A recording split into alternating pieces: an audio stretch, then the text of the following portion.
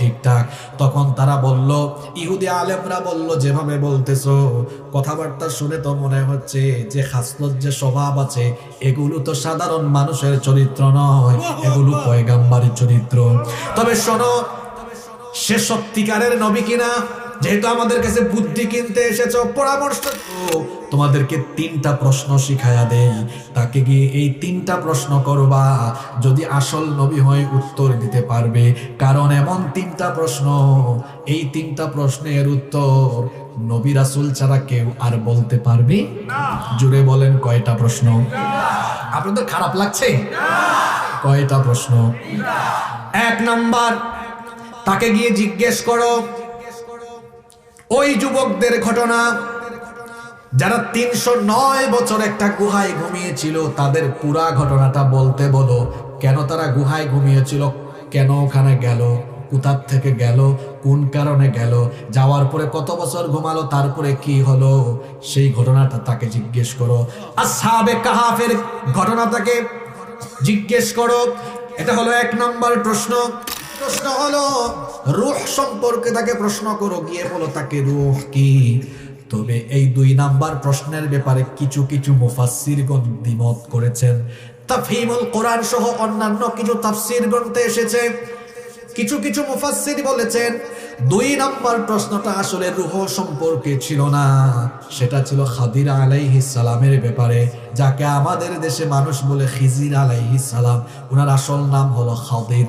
খা জবর খ, দদ জের দুই, র জবর খাদির ওনার নাম। তিনি যে জায়গা দিয়ে যেতেন, আরবিতে খাদির অর্থ হলো সবুজ, যে জায়গা দিয়ে যেতেন সেই জায়গা আল্লাহর রহমতে সবুজের সমারোহে ভরে যেত। যাও তাকে গিয়ে 2 নাম্বার প্রশ্ন করো, খাদির আলাইহিস সালামের সাথে মুসা নবীর ঘটে যাওয়া তাৎপর্যপূর্ণ ঘটনাটা শোনাতে বলো। এই ঘটনাগুলো কয়েক শত কয়েক হাজার বছর আগের ঘটনা, আল্লাহ না জানালে জানা কি সম্ভব নাকি? 3 নাম্বার প্রশ্ন গিয়ে করো ওই ব্যক্তি সম্পর্কে যাকে আল্লাহ দুনিয়ার পশ্চিম থেকে পূর্ব গোটা দুনিয়া সফর করিয়েছিলেন। ওনার নাম হলো যুলকারনাইন। ওনার নাম হলো যুলকারনাইন। গিয়ে বলো যুলকারনাইনের কাহিনী শোনাতে। এই মোট তারা প্রশ্ন শিখায়া দিল কয়টা? আরো জোরে বলেন, কয়টা? আমাদের এলাকায় আব্দুল্লাহর ছেলে মুহাম্মদ, আমরা বলি সাল্লাল্লাহু আলাইহি ওয়াসাল্লাম, সে শিশুকাল থেকে কৈশোরকাল অতিক্রম করে যৌবনকাল অতিক্রম করেছে, আমাদের চোখের সামনে বড় হয়েছে, আমাদের এলাকার মানুষ আমাদের চোখের সামনে বড় হয়েছে। এখন হঠাৎ করে কয়েকদিন ধরে বলে তাকে নাকি নবুয়ত দেওয়া হয়েছে, সে নাকি নবী, আর তার কাছে নাকি আসমানি কিতাব নাজিল হয়। তখন ইহুদি আলেমরা বলল, তো আমাদের কাছে কেন এসেছো? কয়ে এসেছি এই জন্য, নবুয়ত আর আসমানি কিতাব তো আমরা বুঝি না। তখন ইহুদি আলেমরা বলল যে এই কথাটা তোমাদেরকে বলে তার আচার আচরণ কেমন, তার কথাবার্তা কেমন, চলন বলন কেমন, উঠা বসা, চলন বলন, কথন, মুআমালাত, মুআশারাত, এগুলো কেমন? ওই 2 কাফির নেতা বলল মিথ্যা বলে লাভ নাই, তার চরিত্র হলো এমন, তাকে কোনোদিন আমরা মিথ্যা বলতে শুনি নাই, কখনো সে মিথ্যা বলে না।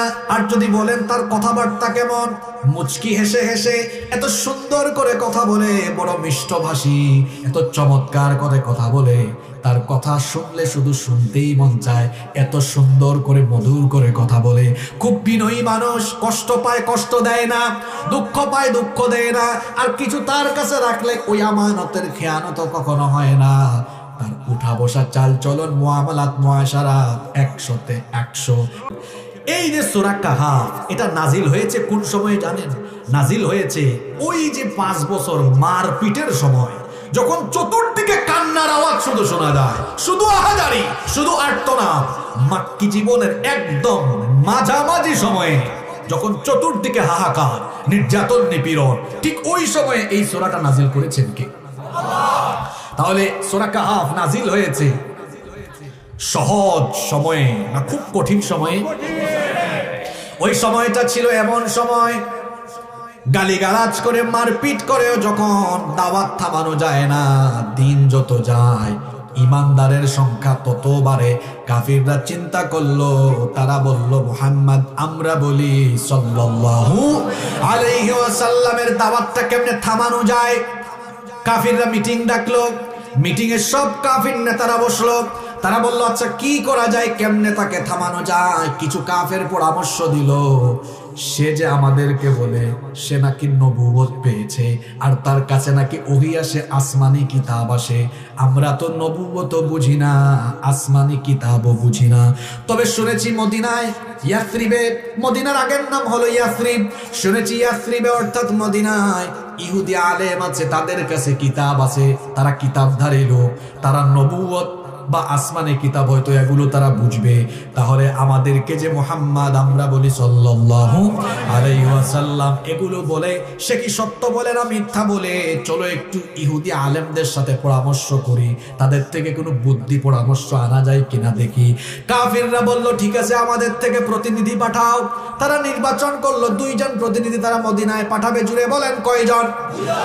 2 কাফিরকে পাঠালো। এক কাফির নেতা হলো উকবা বিন আবি মুঈত, আরেক কাফেরের নাম হলো নজর বিন হারিস। এই 2 জনকে তারা পাঠালো মদিনায়। গেল তারা বুদ্ধি আনতে। কি আনতে? তারা গেল মদিনায় গিয়ে ইহুদি আলেমদেরকে বলল আমরা আপনাদের কাছে এসেছি একটা সমস্যায় পড়ে, কিছু বুদ্ধি পরামর্শের জন্য এসেছি। তারা বলল কি সমস্যা আমাদেরকে বলো। তখন এই 2 কাফির মদিনা থেকে মক্কায় আসলো। মক্কায় এসে তারা অন্যান্য কাফির নেতাদেরকে বলল আমরা ইহুদি আলেমদের থেকে বুদ্ধি নিয়ে এসেছি। কি বুদ্ধি? তখন তারা বলল 3টা প্রশ্ন শিখিয়ে দিয়েছে। তারা বলেছে এই 3টা প্রশ্ন তাকে করার জন্য। তখন কাফিররা গেল নবীজির কাছে গিয়ে বলল মুহাম্মদ আমরা বলি সাল্লাল্লাহু আলাইহি ওয়াসাল্লাম, তোমাকে 3টা প্রশ্ন করব, এই 3টা প্রশ্নের উত্তর যদি দিতে পারো তাহলে আমরা ধরে নিব, বিশ্বাস করব তুমি সত্যি নবী, তাহলে আমরা ঈমানও এনে ফেলবো। নবীজি তখন বললেন ঠিক আছে, অসুবিধা নাই, তোমাদের 3টা প্রশ্ন তোমরা আমাকে করো। তখন তারা এই 3টা প্রশ্ন করলো। নবীজি বললেন অসুবিধা নাই, আমি তোমাদের প্রশ্নের উত্তর এখন দিব না, আগামীকাল দিব। কোন দিন? এতটুকু বললেন। কাফিররা চলে গেল। নবীজি আগামীকাল দিব এই কথা এজন্য বলেছিলেন, তিনি ভেবেছিলেন কাফিররা যাওয়ার পরে জিবরিল তার কাছে আসবেন, অথবা রাতের বেলা জিবরিল আসবেন, ওহী নাজিল হয়ে যাবে, নবীজিকে আল্লাহ ওহী নাজিল করে প্রশ্নগুলোর উত্তর জানিয়ে দিবেন, আগামীকাল তিনিও কাফিরদেরকে জানায় দিবেন।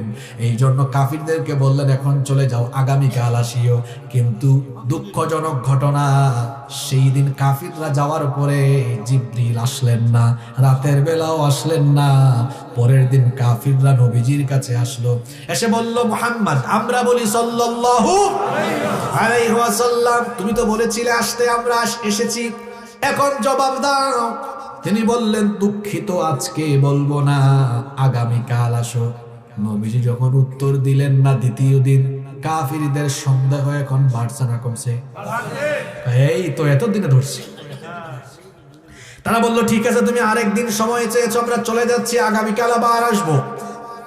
নবীজি ভেবেছিলেন হয়তো আজকেই আল্লাহ আমাকে জানাই দিবেন, ওহী চলে আসবে, কিন্তু না, সেই দিন ওহী আসলো না।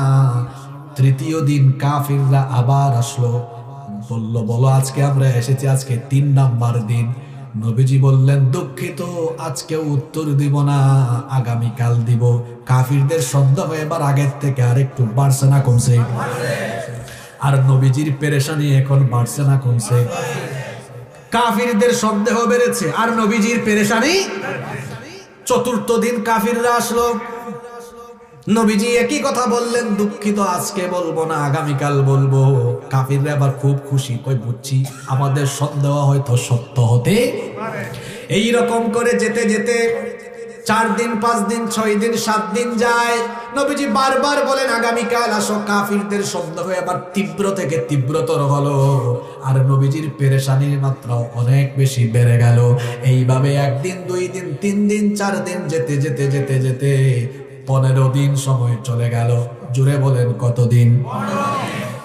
14তম দিনে কাফিররা নবীজির কাছে আসলো, এসে বলল আমাদের সন্দেহ কিন্তু এতদিনে বাস্তব হচ্ছে, তুমি যে এতদিন আমাদের সাথে যা করেছো, ভণ্ডামি করেছো, আমরা বুঝে ফেলেছি। নাউজুবিল্লাহ।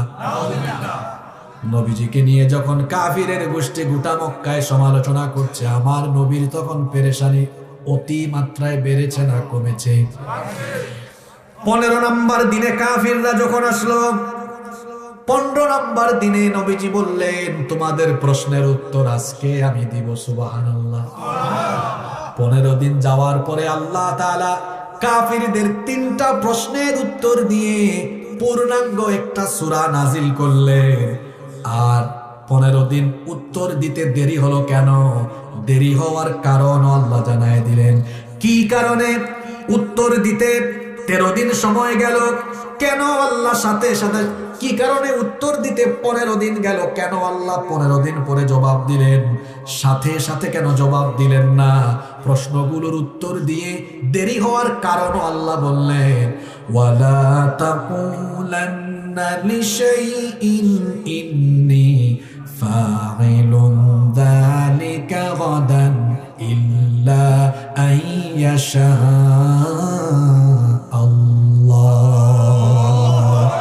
আল্লাহ বললেন, ইনশাআল্লাহ বলা ছাড়া আগামীকাল বলবো এমনটা আপনি কখনো বলবেন না। আগামীকাল আপনি কেমনে বলবেন? আমি যদি আপনাকে না বলাই, আগামীকাল আপনি কেমনে উত্তর দিবেন আমি যদি আপনাকে না জানাই? এজন্য নবী আপনার বলা উচিত ছিল, ইনশাআল্লাহ আগামীকাল আমি তোমাদেরকে উত্তর দিব। ইনশাআল্লাহ শব্দটা বাংলা না আরবি? এর অর্থ কি? অর্থ হলো ইন মানে যদি, শাহ মানে চান, আল্লাহ মানে আল্লাহ। ইনশাআল্লাহ যদি আল্লাহ চান। আমি আপনাদের কিশোরগঞ্জে আজকে এসেছি, আমি আমার বাসায় যেতে পারবো কিনা আমি জানি না। এই জন্য আমি বলবো না আমি বাসায় যাব, আমি বলবো ইনশাআল্লাহ আমি বাসায় যাব। আমরা এখানে মাহফিলে এসে জানি না বাসায় যেতে পারবো কিনা, আগামীকাল আমরা বাঁচবো কিনা জানি না। এই জন্য ভবিষ্যতের কোনো কথা বা কাজ, ভবিষ্যতে কিছু বলবো বা করব, ভবিষ্যতের হলে আমরা বলবো ইনশাআল্লাহ। নবীজি ইনশাআল্লাহ বলেন নাই, এই জন্য উত্তর আসতে দেরি হয়েছে কয়দিন? আরো জোরে বলেন। আপনারাও